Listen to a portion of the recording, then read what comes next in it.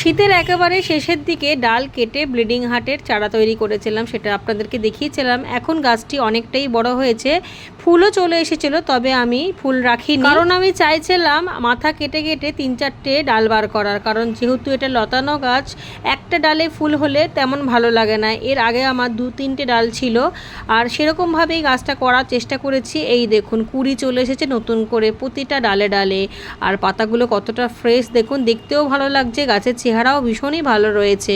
এখনও পর্যন্ত টবে কোনো খাবার দিইনি, বৃষ্টির জলই পড়ছে, আর সেখান থেকেই খুব ভালো খাবার পেয়ে যাচ্ছে।